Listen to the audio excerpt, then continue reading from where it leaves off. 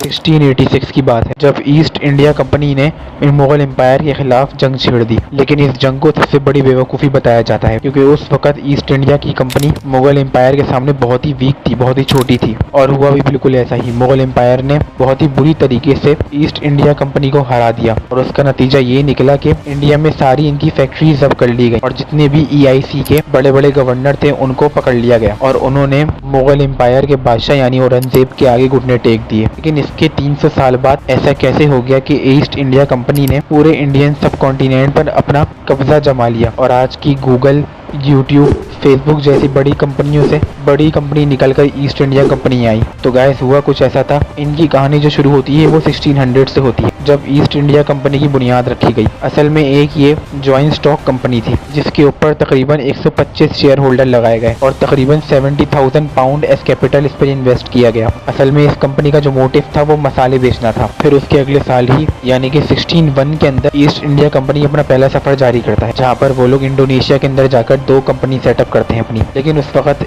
Indonesia के अंदर बहुत से ट्रेडर्स मौजूद थे, जिसमें स्पेनिश, पुर्तगीज और डच लोग मौजूद थे। ये लोग पहले से ही इंडोनेशियन आइलैंड्स के अंदर ट्रेडिंग कर रहे थे, इसलिए ईस्ट इंडिया कंपनी के लिए वहाँ पर अपना धंधा जमाना कुछ ज़्यादा मुफीद साबित नहीं हुआ, क्योंकि डच ट्रेडर्स जो थे वो ईस्ट इंडिया कंपनी के मुकाबले में बहुत ज़्यादा पैसे वाले भी थे, और उनकी आर्मी भी बहुत स्ट्रॉन्ग थी। इस वजह से ईस्ट इंडिया कंपनी के लोगों ने सोचा कि हमारी यहाँ पर दाल गलने नहीं वाली। इस वजह से वो लोग मैप के ऊपर कोई और जगह या फिर मुल्क ढूंढने लगे। फिर उन लोगों की नज़र इंडिया पे पड़ी। इंडिया में भी बहुत ज़्यादा स्पाइसेस और टेक्सटाइल की ट्रेडिंग की जाती थी। फिर आता है 1608 में, जहाँ पर ईस्ट इंडिया कंपनी इंडिया के लिए रवाना हो जाती है, और वहाँ पर इंडिया के आज के सूरत यानी गुजरात में अपने जहाज को लैंड करती है। उस टाइम पर वहाँ पर मुगलों का राज था, और मुगलों की आर्मी तकरीबन 4 लाख से भी ज़्यादा थी। ईस्ट इंडिया कंपनी समझ तो गई थी, तो इनसे लड़ा तो नहीं जा सकता, इसलिए इनसे दोस्ती की जा सकती है, और यहाँ पर अपना धंधा जमाया जा सकता है। तो फिर EIC के बोर्ड के कैप्टन विलियम हॉकिंस सूरत से एक बहुत बड़ा तय कर आगरा तक पहुंचते, क्योंकि आगरा पर उस टाइम पर मुगल एम्पायर का कैपिटल था। वहां पर जाकर वो उस वक्त के बादशाह जहांगीर से मिलते हैं, और कहते हैं कि